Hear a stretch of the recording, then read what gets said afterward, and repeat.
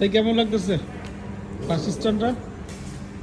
ভাই বাংলাদেশের এয়ারপোর্টে এত সুন্দর না যতটা সুন্দর এই দেশের খালি সামান্য বাস স্ট্যান্ড। এটা তো ভাই রাজাকারি কথা বলেন ভাই। না, এটা রাজাকারি কথা নাই। এখানে বিষয় হলো গিয়ে আমি চাই আমার দেশ উন্নতি করুক। আচ্ছা, আমি চাই যেই টাকা আমি বাংলাদেশের বাইরে এসে খরচ করি এই টাকা আমি বাংলাদেশে রাইখা খরচ করি।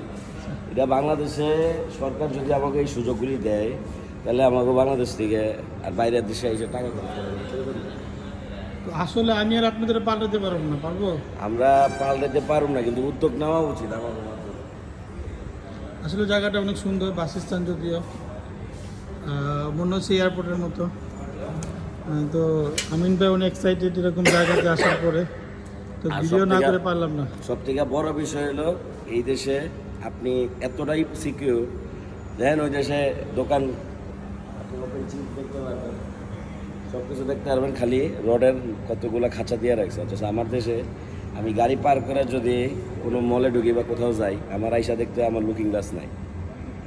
আলটিমেটলি আমার দেশ উন্নতি করতে হইব, সবাই মিলা করতে হইব, তা না হইলে সম্ভব না। যাক ভাই, ধন্যবাদ আপনাকে মতামত দেওয়ার জন্য। আশা করি আপনার এই ভিডিওটা জাতি দেখবে। আর আমাদের বাংলাদেশের প্রশাসনিক যারা যারা দায়িত্বে আছেন, যদি তাদের কোনো কাজে লাগে, প্রশাসন দেখলে তাহলে আমার একটা বাসা হবে, সেটার নাম হচ্ছে কেরানীগঞ্জ। আর আমি চাই না ওই কেরানীগঞ্জে যাওয়ার জন্য, কারণ ওইখানে খাবার খুবই বাজে। তো আমি চাই আমার বাসায় থাকতে, আমার বউরাদের খাওয়ানি খাইতে, কেরানীগঞ্জে অন্য মানুষ যাক, তবে আমার দেশ উন্নতি হোক, এটুকু আমি আশা করি সবাই। যাক আলহামদুলিল্লাহ, আপনার মতামতের জন্য আপনাকে অশেষ ধন্যবাদ।